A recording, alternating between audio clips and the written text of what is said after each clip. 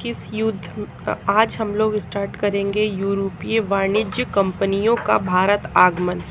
किस युद्ध में ब्रिटिश ने फ्रांस को भारत में अंतिम रूप से पराजित किया था?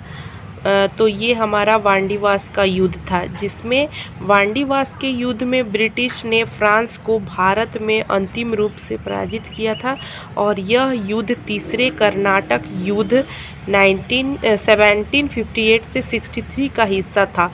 वांडीवास का युद्ध 1760 ईस्वी में हुआ और तीसरा कर्नाटक युद्ध 1763 ईस्वी में पेरिस संधि पर हस्ताक्षर के बाद समाप्त हुआ।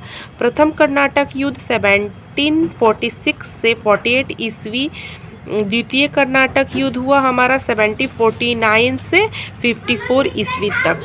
तो आज मैं जो हूँ यह आधुनिक भारत का 10 क्वेश्चन को मैं कंप्लीट कर रही हूँ। किस अधिनियम के द्वारा अंग्रेजों ने घोषणा की कि भारत में अधिकारियों की नियुक्ति में राष्ट्रीयता और रंग के किस अधिनियम के द्वारा अंग्रेजों ने घोषणा की कि भारत में अधिकारियों की नियुक्ति से राष्ट्रीयता और रंग के आधार पर भेदभाव नहीं होगा? तो ये हमारा चार्टर 1833 का चार्टर अधिनियम के तहत जो है वो किया गया था।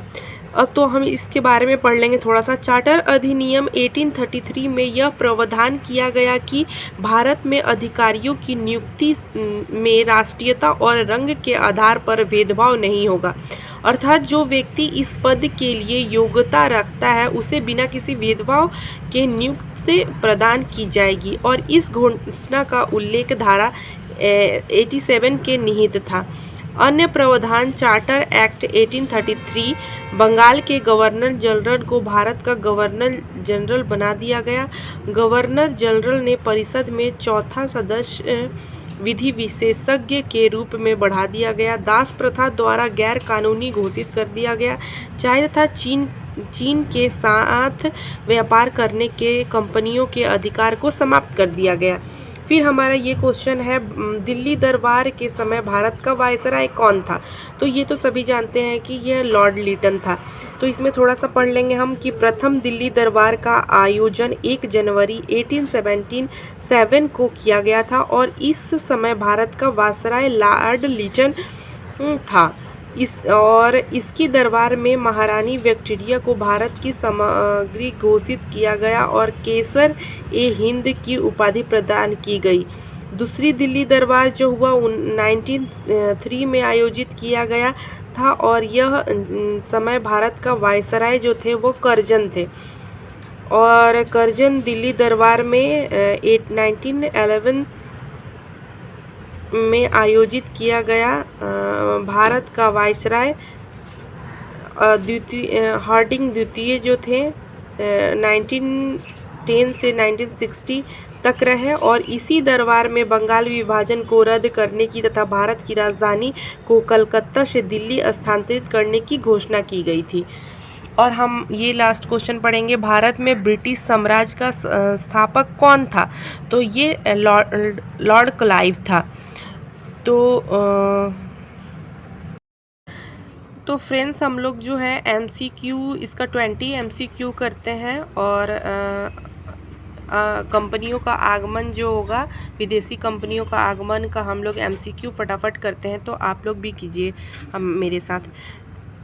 1760 का प्रसिद्ध वांडीवास का युद्ध अंग्रेजों द्वारा किसके खिलाफ लड़ा गया था? तो ये फ्रांसीसी के खिलाफ लड़ा गया था। वांडीवास का युद्ध अंग्रेजों और फ्रांसीसियों के बीच वर्ष 1760 में हुआ था और इस युद्ध में फ्रांसीसियों की हार हुई तथा उसको पांडिचेरी अंग्रेजों को सौंपना पड़ा। यह युद्ध अंग्रेजों और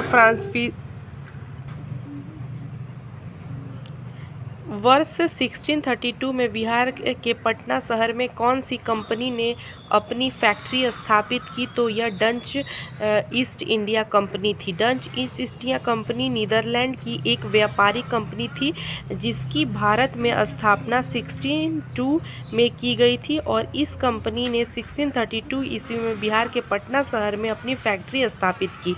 पुर्तगालियों ने प्रथम फैक्ट्री भारत में कहाँ स्थापित की गई थी? तो यह हमारा हो गया सूरत, गोवा, कालीकंटक और चंदननगर में की ये सब किसी में से नहीं किया गया था। पुर्तगालियों ने भारत में प्रथम कोचीन में 1503 ईस्वी में स्थापित की थी और इसके बाद 1505 में कन्नूर, गोवा, दमन द्वीप और हुगली में अभी अपनी फैक्ट्री स्थापित किया था। अंग्रेज़ों का फोर्ट विलियम जो है वह कहाँ स्थित है, तो वह हमारा कोलकाता में स्थित है। बंगाल की खाड़ी में समुद्री डकैती हेतु हुगली का उपयोग कौन करता था, तो ये हमारा पुर्तगाली थे। पुर्तगाली बंगाल की खाड़ी में समुद्री डकैती हेतु हुगली का उपयोग करते थे और यहाँ पर उन्होंने अकबर की अनुमति से एक कारखाने को स्थापित किया था जो पुर्तगालियों का प्रमुख केंद्र माना जाता है। भारत आने वाली वाणिज्य कंपनियों ने पुर्तगालीज प्रथम थे और प्रथम पुर्तगालीज तथा प्रथम यूरोप यात्री वास्को डी गामा गुजरात पथ प्रदर्शक अब्दुल मजीद की सहायता से 1498 में कालीकंटक भारत के समुद्री तट पर उतरा। भारत ने प्रथम पुर्तगाली वायसराय फ्रांसिस्को डी अल्मीडा ने टर्की, गुजरात, मिस्र की संयुक्त सेना को परास्त कर द्वीप पर अधिकार कर लिया। द्वीप पर अधिकार के पश्चात पुर्तगाली हिंद महासागर में सबसे अधिक शक्तिशाली बन गए थे।